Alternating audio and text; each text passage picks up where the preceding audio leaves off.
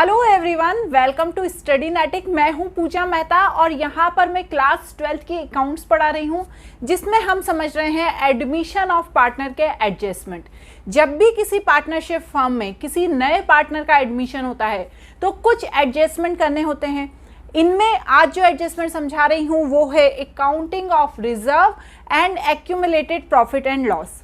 मतलब यदि किसी भी पार्टनरशिप फर्म में किसी नए पार्टनर का एडमिशन हो रहा है तो जो रिजर्व है और जो प्रॉफिट एंड लॉस है उसकी क्या करना पड़ता है, एडजस्टमेंट करना पड़ता है। तो हम स्टार्ट करते हैं, लेकिन उससे पहले मेरे चैनल को ज़रूर सब्सक्राइब कीजिएगा। वीडियोस अच्छी लग रही हैं यदि तो अपने फ्रेंड्स के साथ ज़रूर शेयर कीजिएगा। तो स्टार्ट करते हैं किस चीज़ को समझना, अकाउंटिंग ऑफ रिजर्व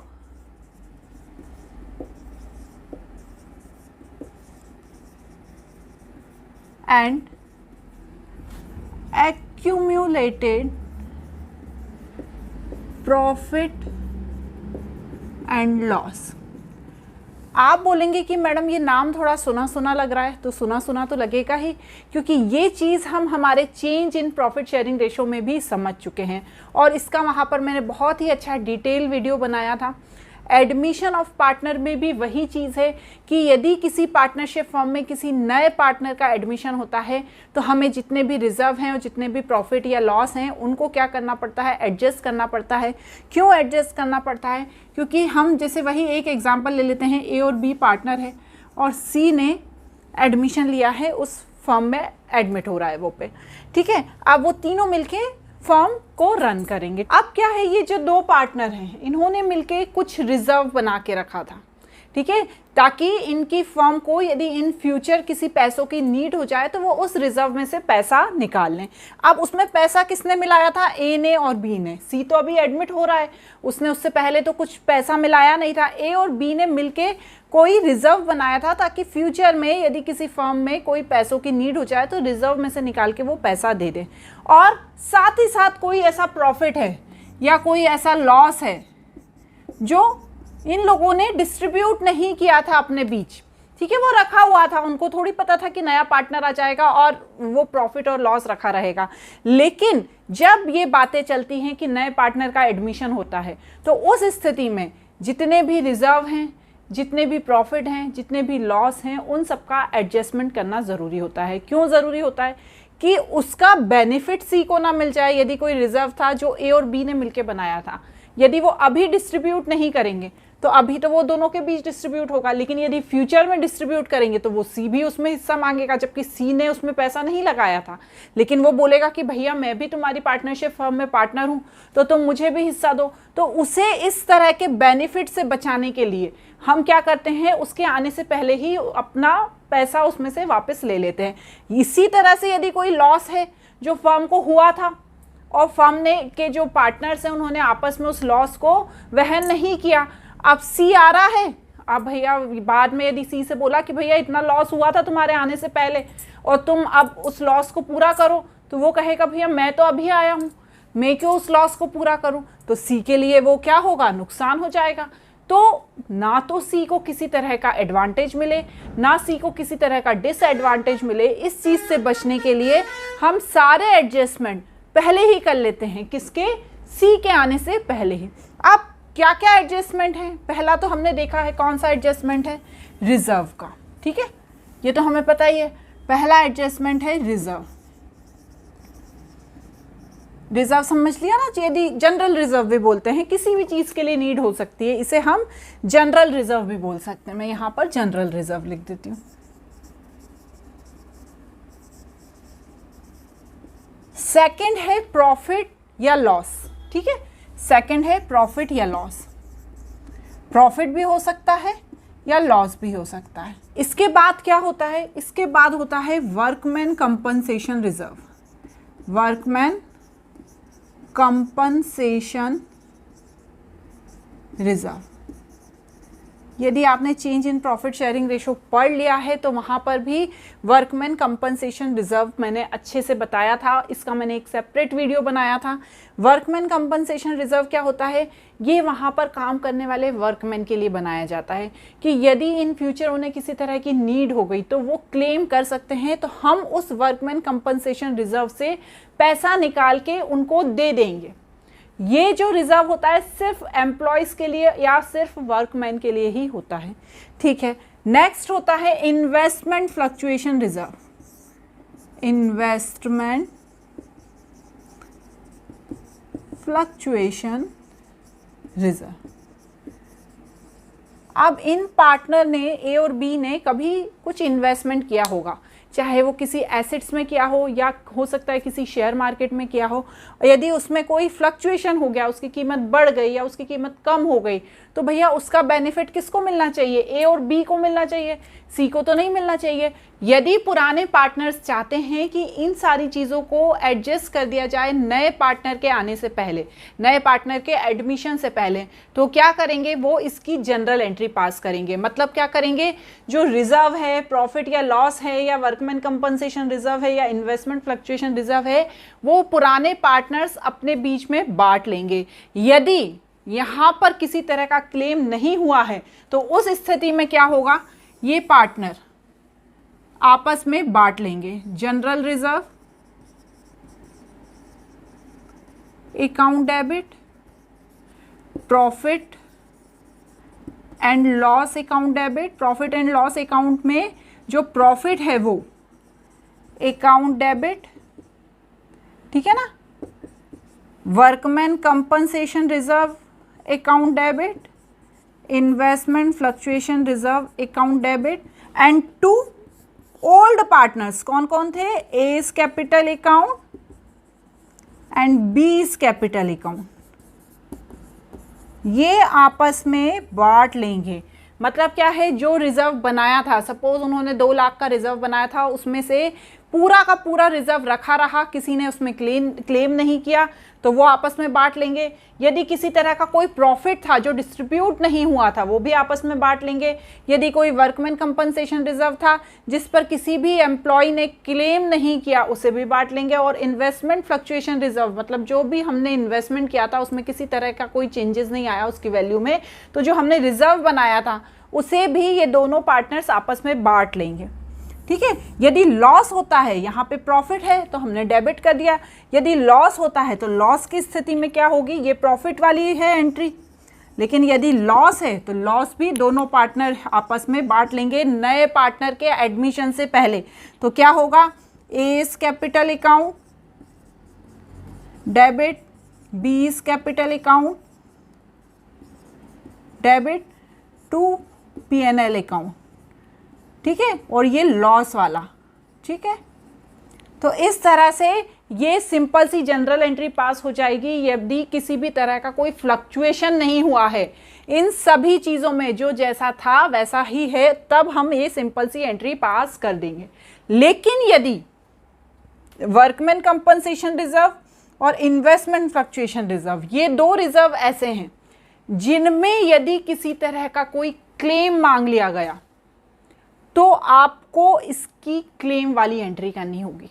अब वो एंट्री कैसे होगी, मैंने पूरा एक वीडियो बनाया है इन्वेस्टमेंट फ्लक्चुएशन रिजर्व का अलग और वर्कमैन कंपनसेशन रिजर्व का अलग, जिसमें क्लेम के साथ किस तरह से एंट्री की जाती है वो उसमें मैंने पूरा बताया है। हर चैप्टर में वो सेम है, चाहे आप change in profit sharing ratio में समझ लो, चाहे आप एडमिशन ऑफ पार्टनर में समझ लो, या आप आगे डेथ पढ़ेंगे अपन या रिटायरमेंट पढ़ेंगे, सब में इन दोनों चीज़ों का ट्रीटमेंट सेम है, ठीक है। यदि किसी तरह का कोई क्लेम नहीं हुआ है ये तो सिंपल एंट्री हो जाएगी, लेकिन यदि क्लेम मांगा गया है तो कैसे एंट्री हो, इसके लिए आप मेरे वो वाले वीडियोस देखिए, मैंने आई बटन में भी वो वीडियोस दे दिए हैं, आप वहाँ पर देख सकते हैं। यहाँ तक क्लियर है मैडम। अब ये जो एंट्रीज हैं वो किस कंडीशन में बन रही हैं, जब नए पार्टनर के आने से पहले जो पुराने पार्टनर हैं, कौन, ए और बी, ये क्या कर रहे हैं, जनरल रिजर्व का, प्रॉफिट एंड लॉस का, वर्कमैन कंपनसेशन रिजर्व का और इन्वेस्टमेंट फ्लक्चुएशन रिजर्व का एडजस्टमेंट कर रहे हैं। यदि ये दोनों पार्टनर डिसाइड करते हैं कि इन सारी चीज़ों को पहले एडजस्ट नहीं करना है, उनका नेट इफेक्ट निकालना है और गेनिंग पार्टनर और सेक्रीफाइसिंग पार्टनर के बीच डिस्ट्रीब्यूट कर लेना है, तो उसके लिए क्या करना होगा उसे हम समझ लेते हैं। तो अब सबसे पहले तो क्या करेंगे, नेट इफेक्ट निकाल लेंगे। ठीक है, अब नेट इफेक्ट कैसे निकलते हैं, जितना भी प्रॉफिट है उसमें जितना भी रिजर्व है उसको ऐड कर लेंगे और उसमें से यदि कोई लॉस है उसे माइनस कर देंगे। तो यहाँ पर क्या निकल जाएगा, हमारा नेट इफेक्ट। ठीक है, नेट इफेक्ट निकालने के बाद क्या करेंगे, हम सैक्रिफाइसिंग रेशो और गेनिंग रेशो निकालेंगे। ठीक है, और इन दोनों को निकालने के बाद जो ये नेट इफेक्ट निकला है उसमें इनटू कर देंगे।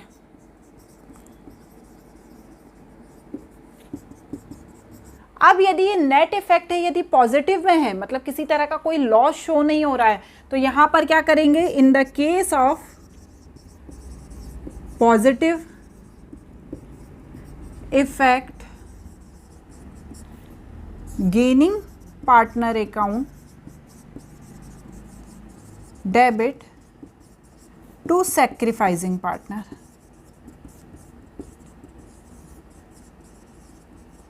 और यदि नेगेटिव है इन द केस ऑफ, यदि नेगेटिव है in the case of negative effect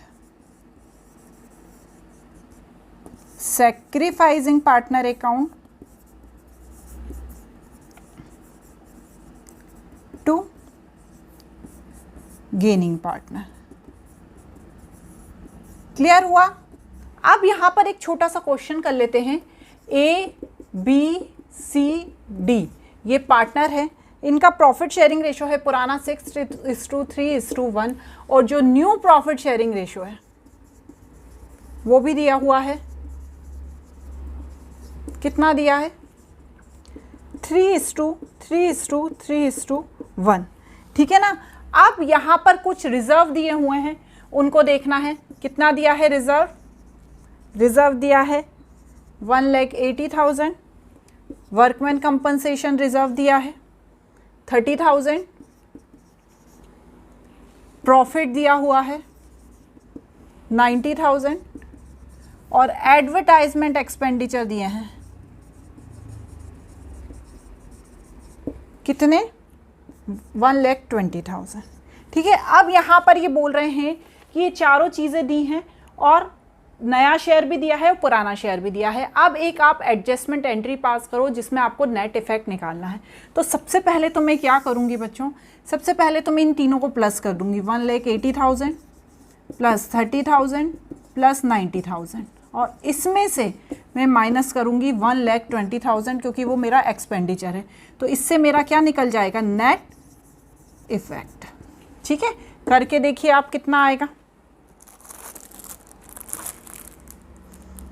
1,80,000 plus 30,000 plus 9,000, 90,000 है, प्लस 90,000 माइनस 1,20,000। तो यहाँ पर आ गया मेरा नेट इफेक्ट। कितना आ गया, 1,80,000। ठीक है मैडम। आप क्या करेंगे, हम गेनिंग एंड सेक्रीफाइसिंग शेयर निकाल लेंगे। किसका, ए बी सी का, क्योंकि ए बी सी पार्टनर थे, यहाँ पे डी नहीं है, ए बी सी पार्टनर थे और न्यू पार्टनर का एडमिशन हुआ है, एडमिशन कौन, सी। ठीक है ना। और नया प्रॉफिट शेयरिंग है 3:3:3:1। तो अब हमें पहले तो देखना पड़ेगा कि भैया पुराने पार्टनर ने कितना सेक्रीफाइस किया था, जो नया रेशो बन गया। तो हमें क्या करना पड़ेगा, दोनों चारों पार्टनर का सेक्रीफाइसिंग रेशो निकालना होगा। तो सबसे पहले मैं क्या करूंगी, जो ए बी सी डी हैं इनका, ए बी सी का, सॉरी बच्चों, ए बी सी का पुराना शेयर लिख दूंगी 6/9। बी का कितना है, 10 है बच्चों, 6/10। बी का है 3/10 और सी का है 1/10। इसमें से न्यू प्रॉफिट शेयर माइनस कर दूंगी, 3/10, 3/10, 3/10 है ना। तो यहाँ पर कितना आया, 10। और अपने को इसका तो दिया ही है डी का 1/10। ठीक है, वो तो हमें दिख ही रहा है ना, 1/10। जब मैं इसका निकालूंगी तो 6 - 3, तो यहाँ पर 3/10 आया, यहाँ पर कितना आया, नील आया, इसका आया 10, 1 - 3 मतलब 2/10 पर माइनस में आया, और 1/10 है वो कौन है, क्योंकि वो तो आ रहा है तो उसको तो मिल ही रहा है, तो ये भी गेनिंग पार्टनर है, ये भी गेनिंग है, और ये सैक्रिफाइसिंग है। तो क्या एंट्री होगी, तो क्या एंट्री होगी बच्चों, देखते हैं अपन एंट्री। यहाँ पर कौन है अपना जो सी है, सीज कैपिटल अकाउंट, ठीक है, डीज कैपिटल अकाउंट,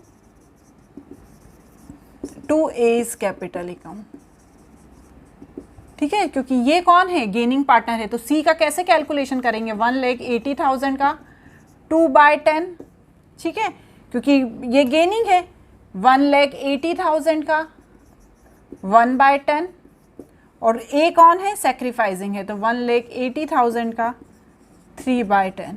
तो देखिए आप निकाल के कितना आएगा, तो इस तरह से इसकी जनरल एंट्री हो जाएगी। तो कितना आएगा निकाल के देख लेते हैं, 36,000, 18,000 एंड 54,000, 36,000, 18,000 एंड 54,000। आज के वीडियो में इतना ही। अगला वीडियो जो बनेगा वो इसके लास्ट एडजस्टमेंट का बनेगा।